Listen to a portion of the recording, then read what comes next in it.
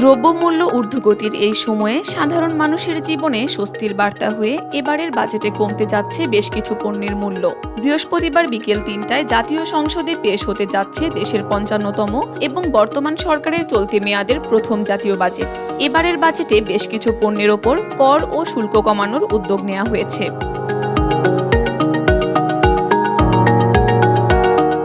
স্বর্ণালংকার বিক্রিতে ৫% ভ্যাটের পরিবর্তে ভরি প্রতি ২৫০০ টাকা সুনির্দিষ্ট কর বসানো হচ্ছে। এতে কমবে স্বর্ণালংকারের দাম। পাশাপাশি বিদেশ থেকে lotion, face cream, face wash আমদানিতে কেজি প্রতি শুল্ক $20 থেকে কমিয়ে $7 করা হচ্ছে। এছাড়া দেশে উৎপাদিত প্রসাধনী, সানস্ক্রিন, পাউডার, লিপস্টিক ও আইলাইনারের দামও কমতে পারে।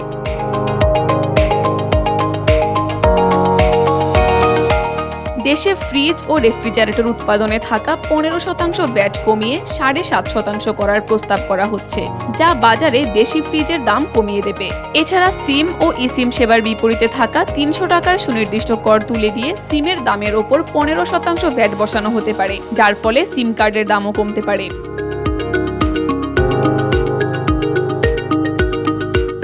চিকিৎসা কাজে ব্যবহৃত হার্টের রিং ও চোখের লেন্সের ওপর থেকে ১০% ভ্যাট পুরোপুরি প্রত্যাহার করা হচ্ছে। ক্যান্সারের ৯ ধরনের ওষুধ আমদানিতে দেয়া হচ্ছে রেয়াত সুবিধা। সেই সাথে কৃষকদের স্বস্তি দিতে সার ও কীটনাশক উৎপাদনের কাঁচামালের ওপর থেকে ভ্যাট প্রত্যাহার করা হচ্ছে। এমনকি সৌর বিদ্যুতের প্যানেল ও ব্যাটারির কাঁচামাল আমদানিতেও মিলছে শুল্ক কর ছাড়।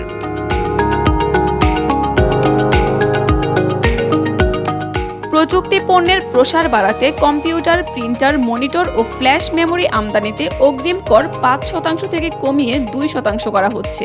এছাড়া ১৮০০ সিসি পর্যন্ত নতুন হাইব্রিড গাড়ি আমদানিতে নিয়ন্ত্রণমূলক শুল্ক পুরোপুরি প্রত্যাহার হতে পারে। ফলে পরিবেশ বান্ধব হাইব্রিড গাড়ি এখন আরও কম দামে পাওয়া যাবে।